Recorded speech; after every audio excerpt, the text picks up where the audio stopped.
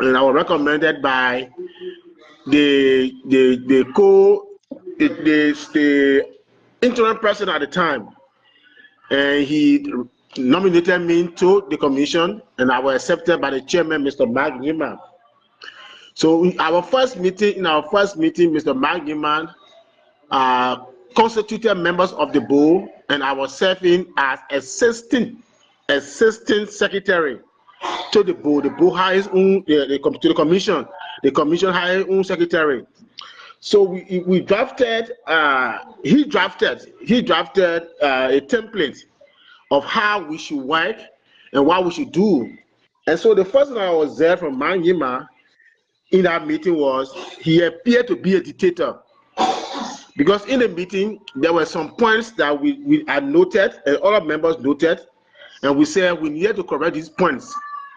He insisted that this point couldn't be changed and it could be taken to the general body as it is. Then my question to him was, but Mr. Mangima, if you've seen that this document you brought to us for us to read and make our input, it can be amended. It can be amended. Then why you brought it to us? Then why you did not take the document and carry it immediately to the general body? You brought it to us as member of the commission to make our own input. He insisted that things could remain the same. So from that point, I knew that I was dealing with somebody who is very tough. So we went, and the resolution of the board called for vetting. So I knew that we were going through a process that I needed to open my eyes and watch the process thoroughly. During the process, the co-chairman on election matter, Mr. Clergy, was always at our vetting process. You always in attendance. So we observed that people who registered to participate in the election came and they were attending the vetting process. Valeku attended the vetting process, the co-chairman, all other members attended. So I observed that one of the candidates for the president position, in person of Curtis Dolly, if I'm not pronouncing it correctly, did not attend the entire vetting process.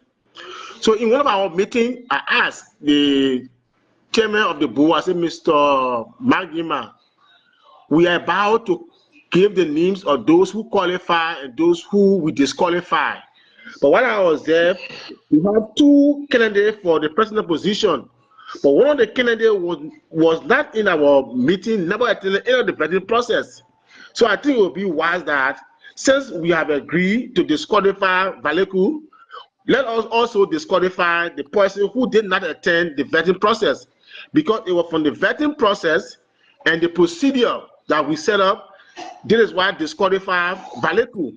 So if we disqualify Valeku based on our criteria we set up for the vetting process, it also means that those who never attended the vetting also disqualify. Because during the vetting process, we asked questions, we presented documents. There were 2 documents. We investigated the people to do as well to qualify or not, because of the essence of the vetting. So those who attended the vetting and fell short were disqualified. Those who never attended the vetting automatically should be disqualified. So when I raised the issue, he said, Curtis wrote me a letter telling me that he was bereaved, his grandma passed, and so he went. I said, well, if Curtis read your letter, we have a chat room. I think it would be wise enough that you place the communication in the chat room so that everyone of us can understand and read it. He said, oh, I forgot. That was his statement. So the other members of the commission raised the same issue. He said, okay, I will put the communication in the chat room. The chat room went for weeks. There was no communication in the chat room. So I said, but if you will qualify the man who did not attend the vetting process and disqualify the man who attended the vetting process, then I see injustice. And because of this injustice, I can continue to be member of this commission, because I came to Iowa to live a peaceful life and to contribute to make the Liberian Association better. Yeah. This is why I was recommended to help. And so I took time up and I decided not to write the interim president, not to write the chairman of the commission, but to write the board that supervises the interim leadership and the board. That was my decision. Okay, maybe I could be wrong. Yeah, excuse me, sir, please. Who was the interim president at that time?